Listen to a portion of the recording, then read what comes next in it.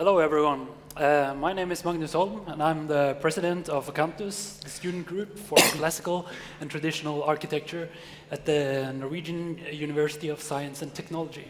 And I'm Olderøy and I am the right hand in question. Today we're here to talk about our student group and tell the success story of how we went from a small group of students to going on international excursions and even winning cultural awards in hopes of inspiring other students to do the same. So the story of student engagement at NTNU certainly doesn't start with us. In fact, the main reason that NTNU were one of the first universities in Europe to adopt modernism was not because of the professors, but rather because of the students demanding it. The photo you're looking at is from the 1930s, showing architecture students marching out of the campus, protesting the teaching of classical architecture in school. And now, almost 100 years later, we're marching back into the building. Thank you.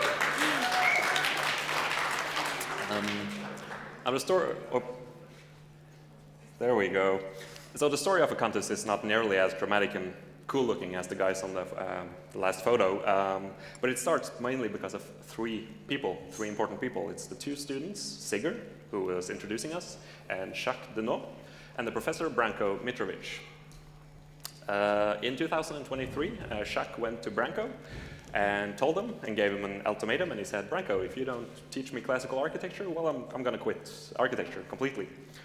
So they were blackmailing him into teaching them more about it. And Branko had lots of experience with teaching designs from all over the world, but when he moved to Norway 10 years prior, he sort of retired from doing designs, and instead he was just focusing on architectural theory and history instead. But thanks to these two very insistent students, they forced Branko out of his early retirement, and what you see now is the result of the first classical project to have ever been done, or not ever, but having been done at NTNU for almost 100 years, done by Sigurd and Jacques Denot. And the building is a proposal for a new art museum in Trondheim in a current parking lot. And while it is a very fine project, we truly had no idea at the time how magnificent of an impact this single project would actually have.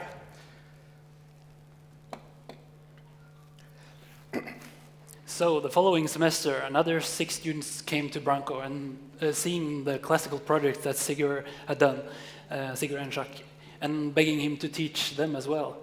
And after a lot of arm twisting, he yielded once again, and the 6 students became the first ever open classical studio.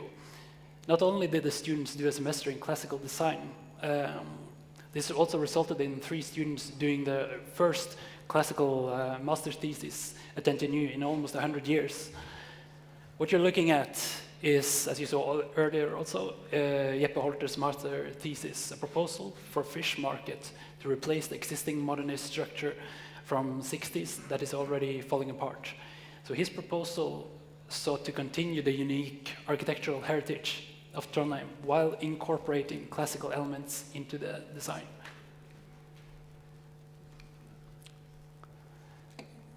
And this is Emil Vindvik's project. He was also one of the students who did a classical master's thesis in 2024, proposing an extension to the popular Studentersamfunnet. And as you can probably can't tell, the rightmost part of the building does not exist today. Emil sought to continue the existing structure, making extensions practically invincible and respecting the unique character of the building. And the last student, Siri Freystein, did her master thesis on the Jugendstil that she will be presenting tomorrow. So no spoiler from us. And as you probably can tell, by now the interest in classical architecture was spreading among the students like wildfire. And the same spring of 2024, Akantus was officially or formally founded by 3 students, Frank Hegland, Jakob Gundersen, and Jeppe Holter, all of whom who are present here today. So please talk with them. And also give them a little applause because it's... Yeah. And Carl Fredrik, of course, yeah. So slowly they started to host watercoloring courses, they invited people to guest lectures, and really created an arena for discussion and sharing of knowledge of classical architecture. And another instrumental part of the beginnings of Akantus was the INPAO Summer School of 2024. And in fact, because of the interest among the students at NTNU was so high, we ended up taking up 19 of the 21 available spots. And at the summer school, we got to learn a lot more about classical and traditional architecture and urbanism, working on our drawing, watercoloring, and practical skills.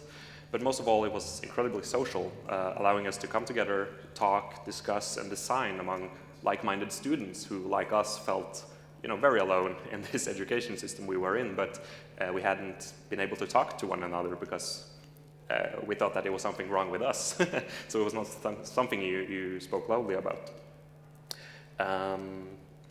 And yeah, it did allow us to meet other students who, like us, were equally interested in the thousands of years worth of architectural knowledge that the university currently doesn't offer us or want to teach us. And here's an example of one of the projects that was done during the summer school, made by Carl Fredrik Honningsvåg, that I believe is in the exhibition hall that you can have a look at. Or at least other projects from the same summer school is available there. And Carl Fredrik will also be presenting his master thesis tomorrow. So while Akantus was officially founded in spring of 2024, it wasn't until after the summer school that Akantus started to grow exponentially. The amount of students involved and frequency of the events increased, and we got more exotic guest speakers, and full lecture halls became an increasingly common sight at our events. One of our most popular activities is the watercolor workshop. It is actually called or named Paint and Sip. Usually people open a beer and then they get too focused on their watercolor to remember that they were supposed to drink also. So during our workshops, we talk about everything from conventional techniques to geometrical compositions of shadows, with the point that watercoloring is a skill that everyone can learn, even if you've never touched a pencil or a brush before. And today, you will also get to experience this firsthand after our lecture, where we invite you to our own paint and sip here that we hope that you will enjoy. Here you can see some examples of works from our paint and sip, and you will also find more in the exhibition. Guest lectures are also one of the popular activities we offer, inviting both craftsmen, architects, professors, and city planners to come and speak for us, giving us unique insights that the university normally doesn't offer. And mind you, these are students that stay behind after school just to do more school. It really goes to show that the dedication of students are very high. And when we don't offer, or when we don't have the money or time to get guest speakers, we simply hold the lectures ourselves. And after our model group, Broderskapet, realized how good we were at painting, they exploited us and made us paint their entire office, which you can see here. But thankfully, we were given some creative freedom and basically turned the office into temple. And despite not having any experience with drawing and on walls before, we actually think the results were quite good. So one of the highlights of Akantus' story or Akantus' life has certainly been our international excursion to Krakow last fall.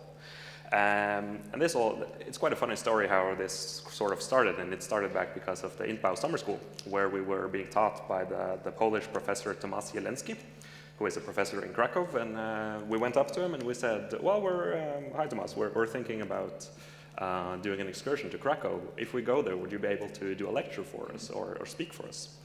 And he said, yeah, sure, he was very enthusiastic, but said, but I'm not too sure how many people I can accommodate, so how many do you guys think you're going to be? And we sort of laughed and said, oh, we're probably going to be like 10, 15 people going, don't worry. And as some of you can see from the text, we ended up being more than 90 students going to Krakow just to learn about traditional and classical architecture and urban planning. Some of these students did not come from NTNU, and some of them weren't even architecture students. They were building engineers who had wanted to come along as well. And note that these students, they skipped their normal education in Trondheim just to join us on a trip to Krakow to learn about other things, or learn about classical architecture and urbanism. And you might think this was just a fun, vacation where you go and drink beer, but it actually wasn't, because every single day you had hours of lectures, you had this comprehensive compendium of books and articles you were supposed to be reading, and you also had to produce a lot of drawings, as you can see here, drawing the cityscapes, drawing the buildings. And of course, we did drink a lot of beer, but that is besides the point of the presentation today. And every day we presented a new theme, discussing, for instance, urbanism, crafts, composition, hierarchy in classical buildings. And the picture on the right here, you can see it's taken from the lecture that Tomas Jelensky actually held for us. And we were so many people that some of them had to sit on the desks as well. And we raided another classroom for chairs, and yeah, it was quite stuffy in there. So at the end of the trip, the material and the drawings were gathered, and we presented their works in our own little exhibition at school. And the trip was overall very, very successful. And our work didn't go unnoticed, and Akantus slowly started making headlines in local student newspaper to the official state-run news agency, and even random newspaper in Mexico. And as the word spread, Akantus was chosen as the first recipient of Ny Norsk Kulturpris, a new cultural award given to people who promote classical arts in Norway. So here we are receiving the reward.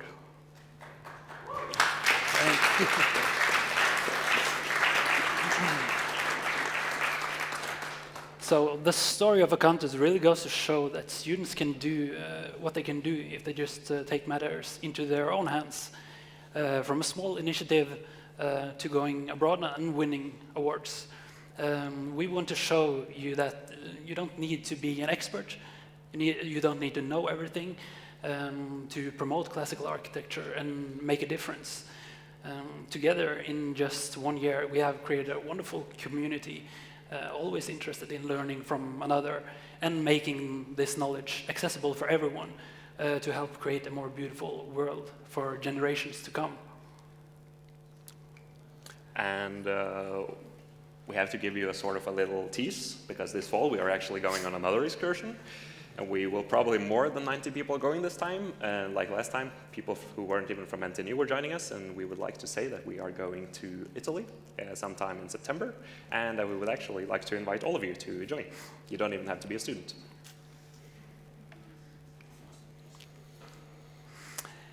And if you would be interested in doing the same and even starting a branch of Akantus at your own university, we have some good tips for you. First of all, please do contact us. We have gained a lot of experience now, and we'll gladly share it with you. As we had said, it's not about gatekeeping, but spreading it to everyone who might even be slightly interested. And of course, you should join our excursions and bring other students from your university. The INPO summer schools are also highly recommended, not only for the skills taught there, but for people you'll meet and the communities you'll join. And starting something like this would not be possible without the community. So reach out to your fellow students, speak about these things, and you'll be impressed how many actually share your frustrations, but also the interests. And finally, remember that you don't need to know everything to start. All of us just started from ground zero, driven only by interest, not skill. Just do it. So thank you, and again, please contact us if you want to know more about how we took this journey.